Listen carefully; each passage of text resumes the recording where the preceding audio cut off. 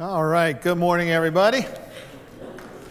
We are going to continue our Stranger Stories series today, and I've realized throughout the day today, I've realized I probably made a mistake. I probably made a mistake in starting this whole thing with my shirt and then a picture. So now I feel obligated. I have to show you the shirt I wore today, okay? Can you see? Can you see my shirt today? It's MTV.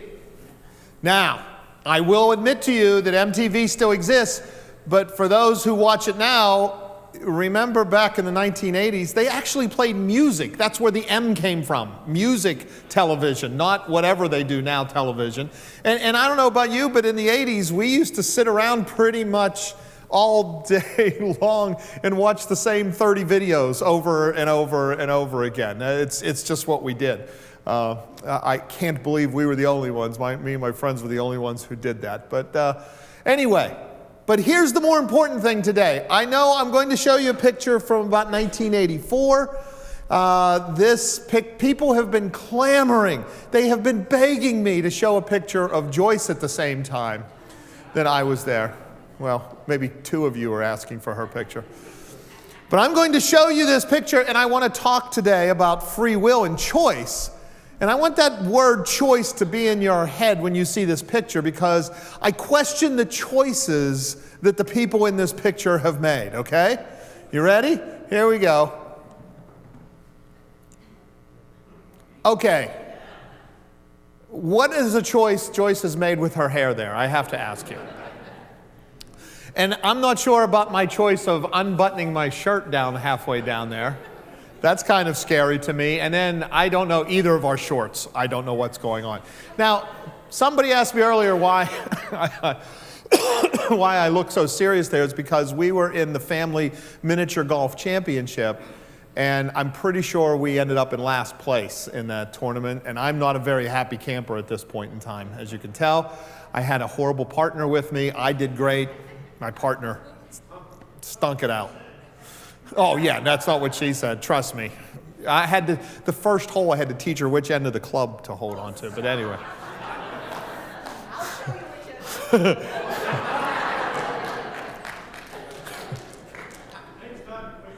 Let's move on.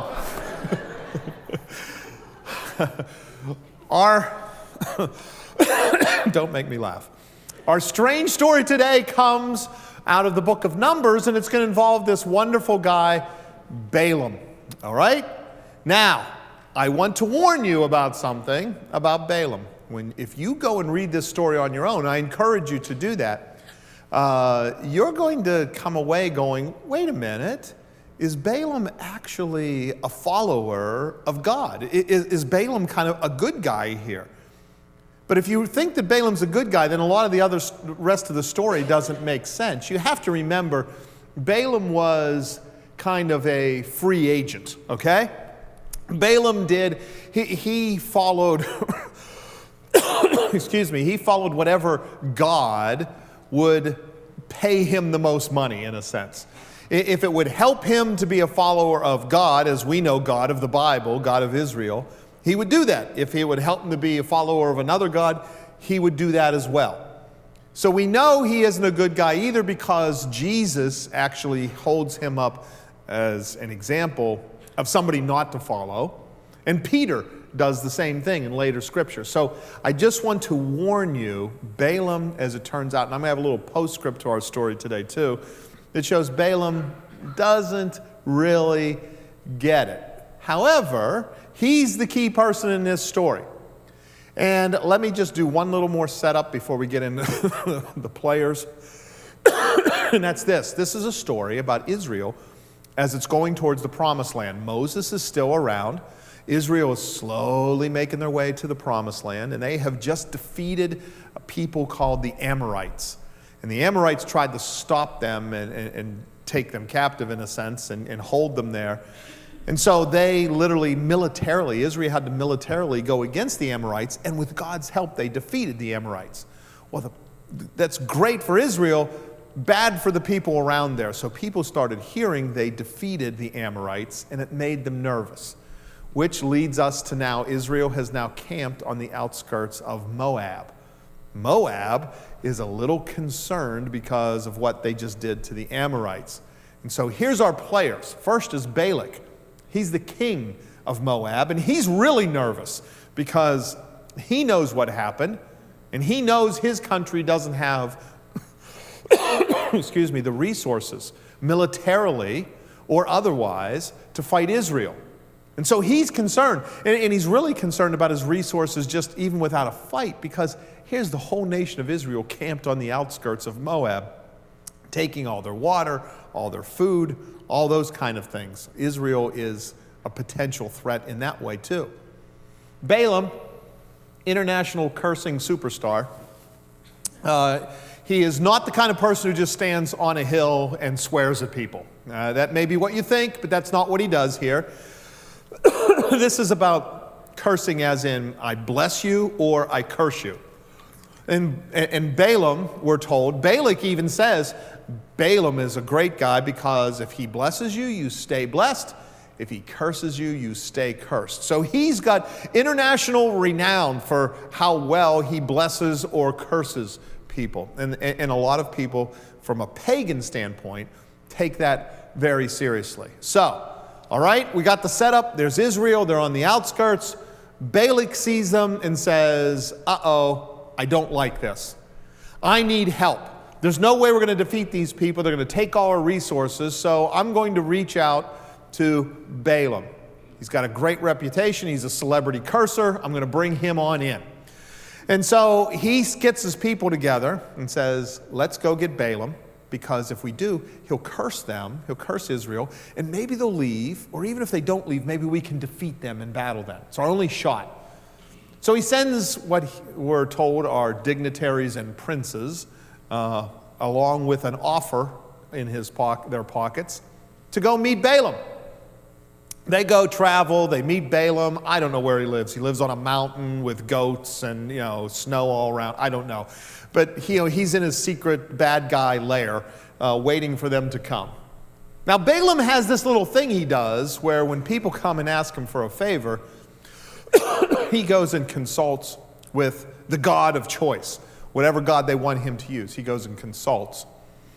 And so that's what he does here. They come and say, Balaam, we need you to curse Israel. And he goes, okay, let me go back and check with God on this, the God of Israel, because you want me to curse them.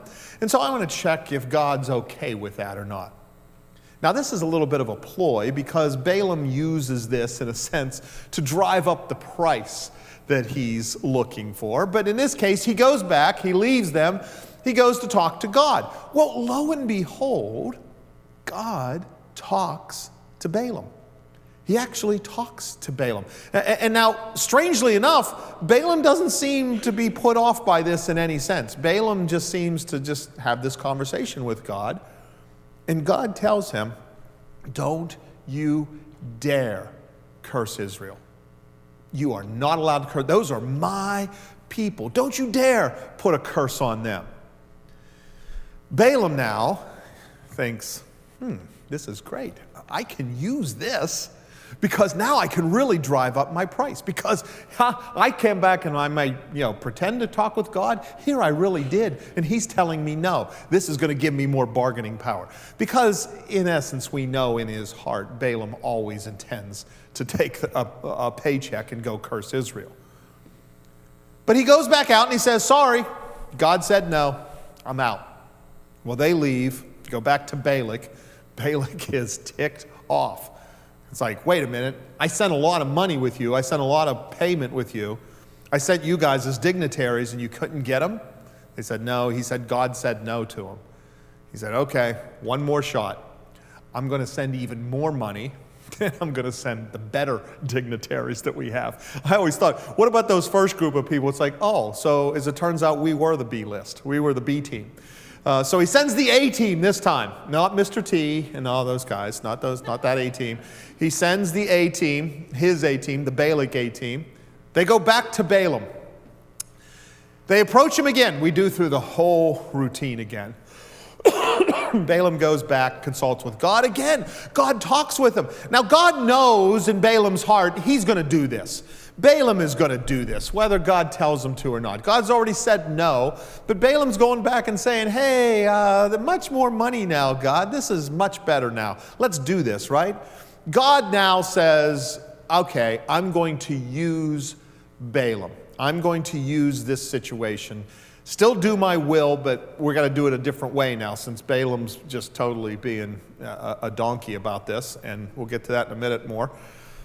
But so he says that, so God says, tell you what, Balaam, you go ahead, but there's one condition. You have to say exactly what I tell you to say. And Balaam says, sure, whatever, I'll do that. Not, probably at that point in time had no intention of it. So Balaam goes out and says, you got me. I'm going to come, have my check ready when I get there. I'll be there on Tuesday, whatever it was. So they leave. Balaam starts out. He packs his donkey, and he starts out on the trip. So they start going along the road, and lo and behold, ahead of the donkey sees, but Balaam doesn't see, okay? Keep that in mind. Balaam does not see what the donkey does. The donkey sees an angel of God standing on the road with a sword. As in, don't you dare come this way. Because now God is, in a sense, sending a message saying, no, I've been telling you no, Balaam. I know I said you could go, but you have every intention of going and cursing Israel. So now God is putting this angel to stop him with a sword in the road. Balaam doesn't see it. The donkey does. Donkey is walking down the road. Donkey sees the angel. Donkey's not as stupid as you think it is. And I know in your head you're thinking of Eddie Murphy and Shrek when you think of this, right? I know you are.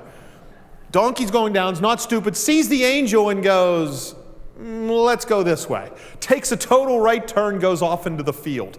Totally starts wandering through the field like, there's no way I'm going to that angel who's holding a sword. I'm not that dumb. Now, please don't blame the messenger. I'm just telling you the story that now Balaam gets angry at the donkey, takes out his staff and just starts wailing on the donkey, starts hitting the donkey like, get back on the path. The donkey eventually says, okay, I know there was a guy with a flaming sword there. There's you hitting me on the side of the head. I'm going to listen to you right now because so he goes back to the road. Donkey goes back to the road. Angel is gone at this point. Cut ahead. We move down the road a little further. Second time, donkey sees the angel again. Here's the problem. This time the donkey is between two large rocks or cliffs on the side of the road and can't turn right or left, kind of stuck. And so the donkey, like in fear, starts pushing itself into the side of the rock. Balaam's foot is there riding the donkey, and Balaam's foot starts getting crushed. He gets out his staff, starts beating the donkey again. Let's go. Get back on the path. Angel leaves again. Donkey finally starts moving. Third time, promise, this is the last time. Third time. Donkey sees angel the third time. Donkey now at this point in time is like, okay, I tried to go off the path. I tried to press myself into a rock. I've got nothing at this point in time. So what does Donkey do? Donkey says, shutting down right here, and just lays down on the road. Like, I'm done. I'm finished. No more. I've seen this angel 3 times now. I know I'm not seeing things. I can't do this anymore. Donkey stops. Balaam again starts hitting the donkey. Now, the donkey. This is the strange part of the story, if this hasn't been strange enough. Now the donkey turns around and literally talks to Balaam. Now, say what you want, but it's the donkey talking to Balaam. And it's God talking through the donkey. It's the donkey, whatever you want to say. The donkey turns around and says, essentially, quit beating me. I haven't done anything wrong.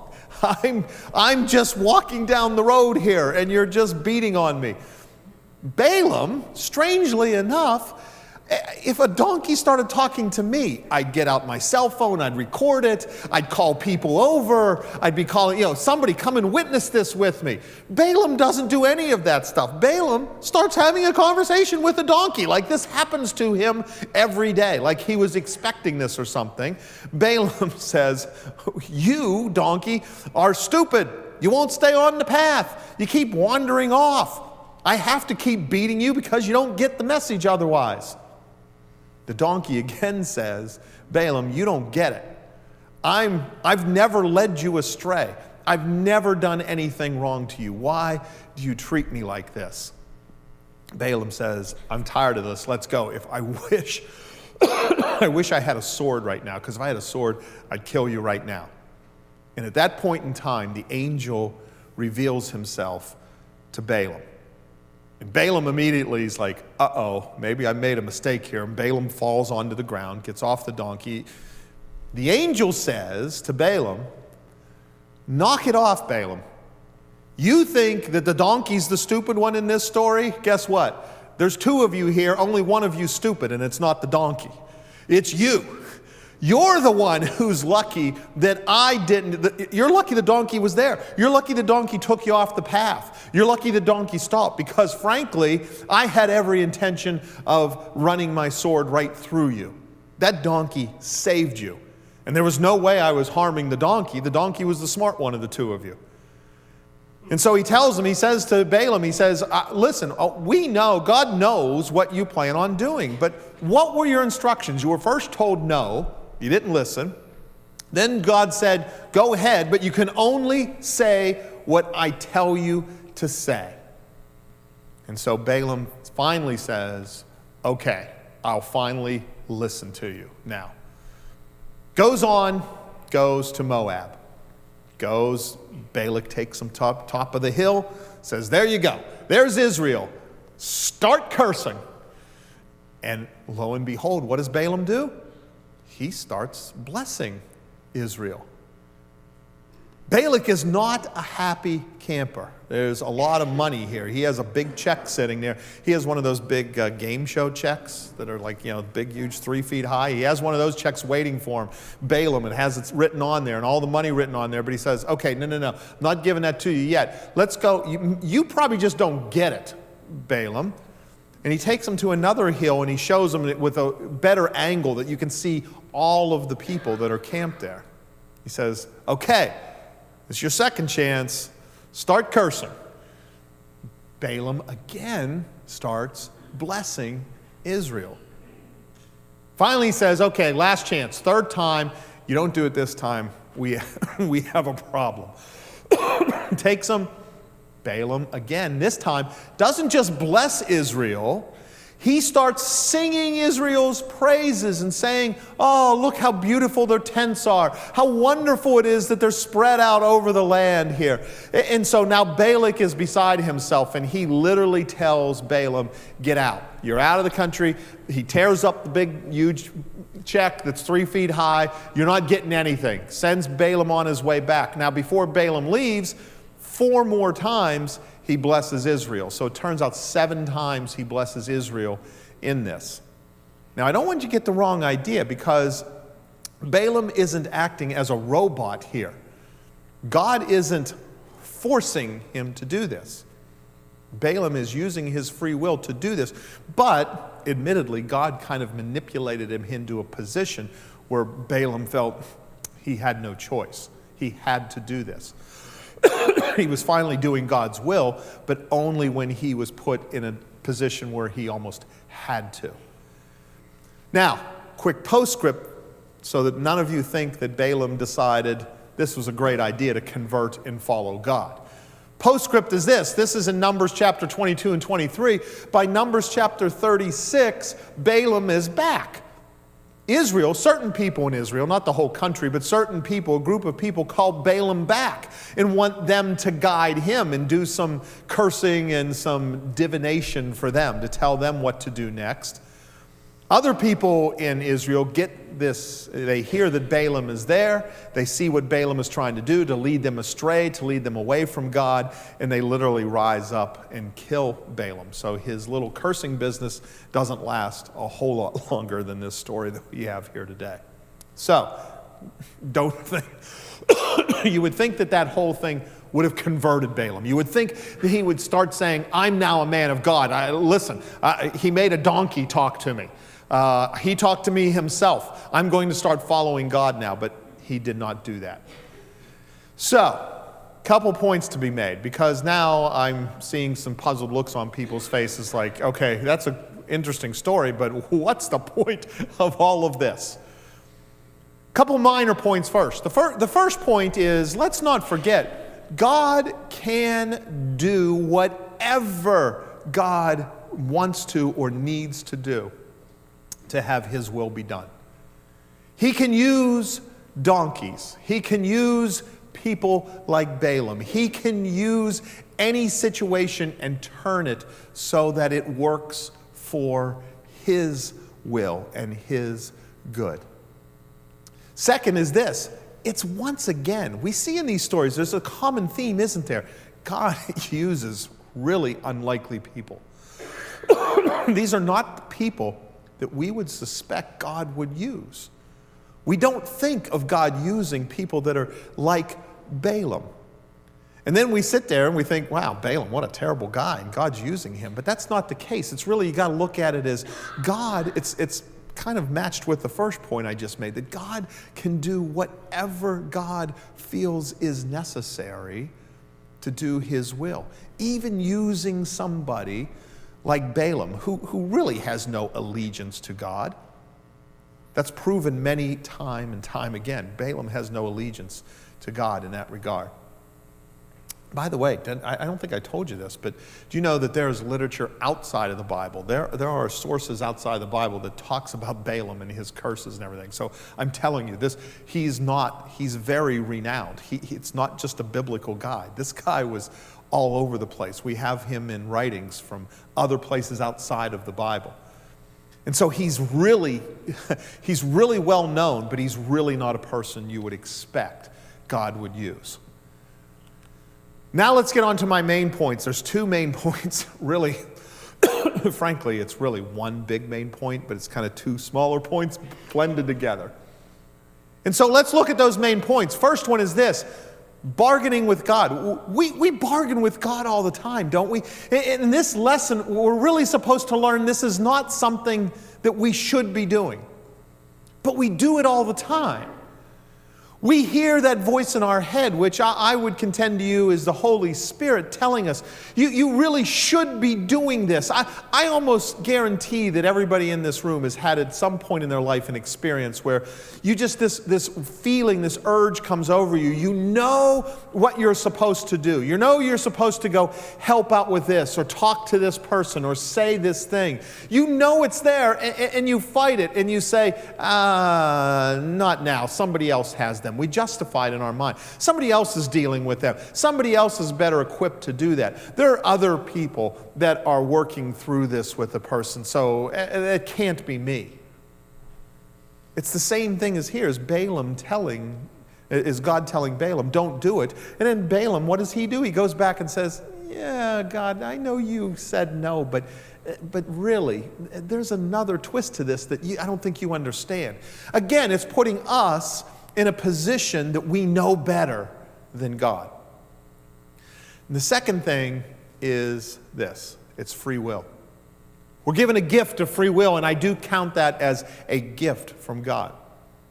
The main reason I believe for free will is because it makes our faith real. It makes our faith real. Because if God just created us, that we just automatically believed in him, then I don't think that would be real faith. But given us a choice, we have a choice. We can do what we want. We can go in the direction we so please. We can, Balaam in this case, God told him no. He's still going to go and curse Israel. He keeps moving in that direction. He does everything in his power because he has free will. He can say no to God. We can say no. When that voice hits us and says, do this, and we start bargaining with God, we have that choice to say no. And we can say no in our faith. But when we say yes, what God gives us free will for is because when we do say yes, it's a real faith. It's something that can be counted on. It is real. It's coming from us. It's a choice that we have made to give ourselves to God.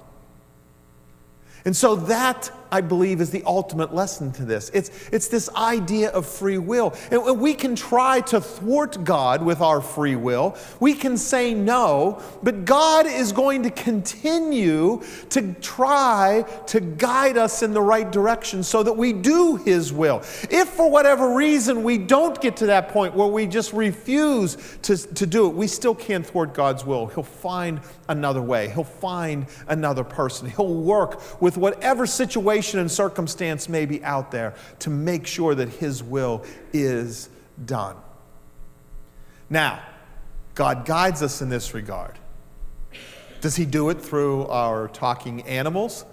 Unless you have a parrot in your house, probably not. I have not experienced in my life an animal talking to me. My guess is that if one of you has, you can tell me later, but my guess is none of you have either. Does that mean that God is not guiding us like He did Balaam? No. He's making a point with this story. We're making a point that God can do that. He doesn't choose to with us. You know the way He does with us?